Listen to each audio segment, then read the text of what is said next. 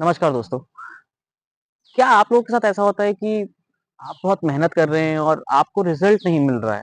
मतलब कि आप कोई काम करने जाते हैं, मेहनत बहुत करते हैं, पूरी शिद्दत से उस काम में लगे रहते हैं, लेकिन फिर भी जो फल मिलना चाहिए, वो फल आपको प्राप्त नहीं हो रहा है और आपको ऐसा लगता है कि हर काम में ना डिले होता चला जा रहा है। साथ ही में क्या ऐसा भी आपको महसूस होता है कभी-कभी कि जो हमने मेहनत करी ना, उसका फल कोई और ले गया? मेहनत हम कर रहे हैं, मज़ा कोई और ले रहा है, फल कोई और प्राप्त कर रहा है उसका और आप बहुत ईमानदारी से अपनी मेहनत कर रहे हैं, अच्छी तरीके से कर रहे हैं और आप लोग मतलब कि जो अपना कार्य कर रहे हैं उसमें कोई मतलब ऐसा भी नहीं है कि कोई एक तरीके से बोलूँ कि चीटिंगबाज़ी जिसे कहते हैं, आप चीटिंगबाज़ी कर रहे हैं और ईमानदारी से मतलब आप अपना काम कर रहे हैं, फिर भी आपको फल प्राप्त नहीं हो रहा है। तो समाधान क्या है इसका? इसको ठीक कैसे करें? देखिए, पूजा-पाठ करना तो एक सॉल्यूशन है ही। लेकिन हमको ना उसका रूट कॉज़ जानना होगा कि ये हमारे साथ ऐसा क्यों हो रहा है कि हम हम मेहनत कर रहे हैं, हमें फल नहीं मिल रहा है। हम कहीं जा रहे हैं, किसी चीज़ के लिए इतने प्रयत्नशील हैं, लेकिन फिर भी हमको रिज़ल्ट आ ही नहीं रहा है। हम बार-बार मेहनत कर रहे हैं, रिज़ल्ट नहीं आ रहा है। देखिए इसका ना रूट कॉज़ समझिए। अगर आपके साथ कोई भी चीज़ बार-बार घटित हो रही है और आपको लगता है कि बार-बार मतलब एक ही तरह का माहौल आ रहा है। कई बार क्या होता है लोग सोचते हैं यार हम शहर छोड़ के दूसरे शहर में चले जाते हैं तो शायद ठीक हो जाएगा लेकिन फिर भी चीज़ें ठीक नहीं हो पाती। देखिए ये सब चीज़ें हमारे पिछले जन्मों के कर्मों में फँसी हुई होती हैं। मैंने एक मैं वीडियो बनाऊँगा बहुत जल्दी जिसमें मैं आप लोगों को समझाऊँगा कि कैसे पिछले जन्म के कर्म हमारी इस प्रेज़ेंट लाइफ़ को इम्पैक्ट करते हैं, अफ़ेक्ट करते हैं। क्या होता है दोस्तों, हमें ऐसा लगता है कि हम अगर किसी के साथ कुछ बुरा कर रहे हैं ना, तो हमें कोई नहीं देख रहा है। लेकिन सच तो ये है कि हमें वो परमात्मा, वो ईश्वर निरंतर देख रहा होता है। उसे हमेशा पता होता है कि आप क्या कर रहे हैं और आपके जो कर्म हैं, वो ही आपके पास लौट-लौट कर आते हैं।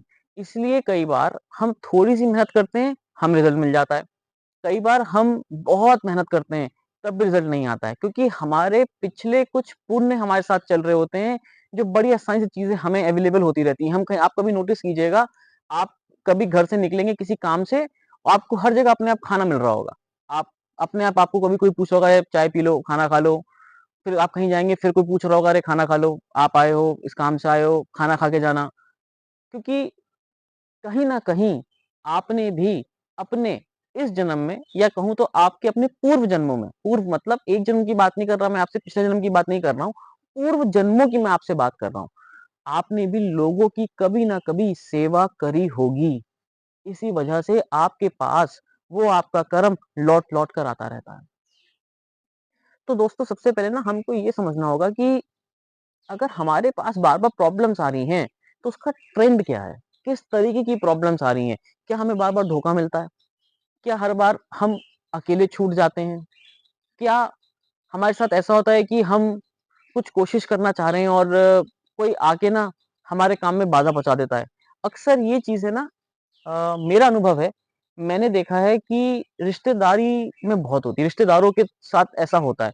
कभी-कभी ऐसा होता है कि हमारे रिश्तेदार ना चाहते नहीं है कि हम आगे बढ़ें। बहुत बहुत घर की कंप्लेन है ये और कहीं-कहीं पे ऐसे घर भी हैं जहाँ रिश्तेदार लोग ही आपको बहुत ऊँचाई पे पहुँचा देते हैं। ये इसलिए नहीं कि वो आपको पसंद करते हैं या नापसंद करते हैं, क्योंकि आपके कुछ कर्ज़े उनके साथ बंधे हुए हैं। देखिए दोस्तों, जब आपका जन्म होता है, आप जिस परिवार में जन्म लेते हैं, ऐसा नहीं है कि आपने जन्म ऐसे ही ले लिया। आपका कुछ ना कुछ ऋण, कर्ज़ा उनके साथ बना हुआ है। यानी कि उस परिवार के साथ कुछ-कुछ आपका लेना-देना बाकी है। जब तक वो खत्म नहीं होगा, तब तक आपका जन्म बार-बार होता रहेगा और आप उन लोगों से बार-बार मिलते रहेंगे। कई बार ऐसा होता होगा कि आपको ना मिलते ही नेगेटिव वाइब्रेशन आ जाती होगी। आप मिलना चाहते हैं लेकिन आपको ना बात करने में मज़ा ही नहीं आएगा, आपको लगेगा यार नहीं यार मुझे मज़ा नहीं आ रहा बात करके। कुछ-कुछ लोग आपसे 1 मिनट के लिए मिलेंगे लेकिन आपको बहुत मज़ा आएगा बात करने में, आपको लगेगा नहीं यार इससे और बात करनी चाहिए। तो क्या होता है कि ये सब ना हम लोगों की वाइब्रेशंस होती हैं, एनर्जी है। देखिए शिव पुराण में भी इस ऊर्जा के बारे में बहुत डिटेल में समझाया गया है, भगवान ने ऊर्जा बताई है। और हमारा जो शरीर है ना, हम 3 गुणों से बने हुए हैं। सत, रज, तमस। ये 3 गुण से हमारा शरीर बना हुआ है। अब हमारे पुण्य और हमारे पाप इस बात का निर्णय लेंगे कि हमारा ये जन्म कैसा होगा। अगर हमने पाप बहुत ज़्यादा कर रखे होंगे, तो हमारे साथ क्या होगा कि हमारे पास हमेशा स्ट्रगल, स्ट्रगल और स्ट्रगल बना रहेगा। हमारी आप जाके जन्म कुंडली दिखाएँगे अपनी ना, तो पंडित कहेगा अरे ये तो बड़ा स्ट्रगल है जिनकी लाइफ में, इन्हें तो बहुत मेहनत करनी पड़ती है, इन्हें तो ये उपाय करने चाहिए। लेकिन कहने का मतलब ये है, ये सब ना पीछे से चला आ रहा है। अब जो बच्चा जो पैदा हुआ है, उसे क्या पता कि कौन-सा कर्म है, जिसकी वजह से मैं इतने दुःख में हूँ। क्योंकि अगर ऐसा होता कि आपने बहुत पुण्य करे होते, तो आप किसी बहुत अच्छे परिवार में पैदा हुए होते, जहाँ पे हर चीज़ संपन्न होती, अपने आप आती। और कई बार ऐसा होता है कि आपने हो सकता है ऐसे परिवार में जन्म लिया हो, जहाँ सब कुछ आपको ही अरेंज करना हो। सब कुछ आप ही अरेंज कर रहे हैं। पैसा भी, खाने-पीने का आइटम भी, गृहस्थी भी, सब कुछ आप अरेंज कर रहे हैं। क्यों? क्योंकि आप उस परिवार से कर्ज़बंद हैं। आपका ऋण, आपका कर्ज़ा उस परिवार से बंधा हुआ है। आप बंधे हुए हैं उन लोगों के साथ, क्योंकि पिछले जन्मों में आपके उनसे उस तरीके के कुछ रिश्ते-नाते बने हुए हैं। अब सवाल ये आता है कि हम इसको ठीक कैसे करें? हम इस इस चीज़ को ठीक कैसे करें? क्योंकि हम वापस तो पीछे अपने जन्मों में जा नहीं सकते। लेकिन हाँ, एक बात पक्की है कि आप ये देख सकते हैं कि पैटर्न क्या है? मेरे साथ किस तरह की समस्याएँ बार-बार, बार-बार आ रही हैं। जब आप वो पैटर्न समझ जाएँगे ना, तो आपको कहीं न कहीं एक अंदेशा मिल जाएगा कि मुझसे ऐसी क्या गलती हुई होगी, जिसकी वज़ह से मेरे साथ बार-बार हो रहा है।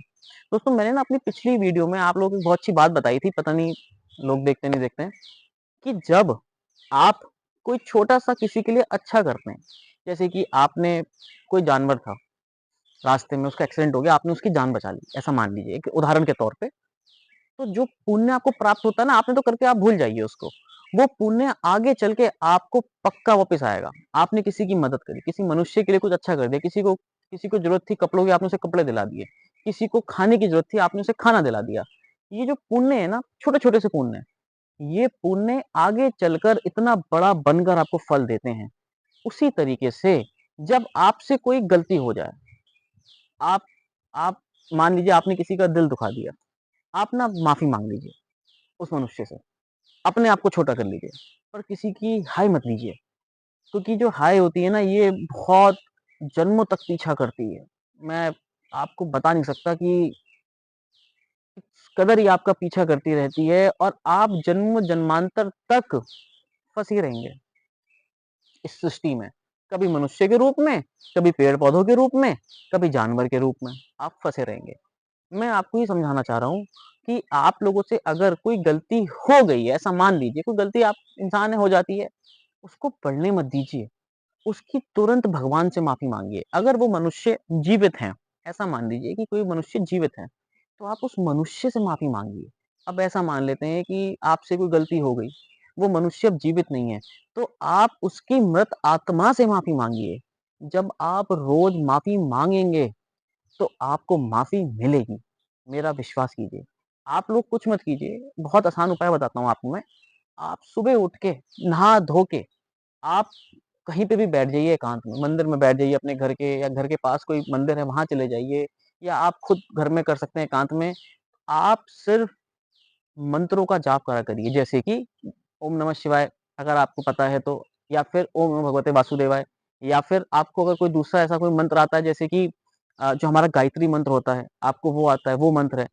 अगर आपको कोई भी मंत्र आता है, तो आप उस मंत्र को बार-बार उसका उच्चारण कीजिए और अपने मन को एकदम शांत कीजिए और भगवान से आप उस चीज़ के लिए माफ़ी माँगिए। अगर आपको मंत्र राधा कृष्ण खाली नाम ही आता है, या ऐसा मानिए कि आपको खाली किसी भगवान का नाम ही पता है, मान लीजिए आपको कोई मंत्र नहीं आता, आपको सिर्फ़ राम-राम करना आता है, तो आप राम-राम कीजिए।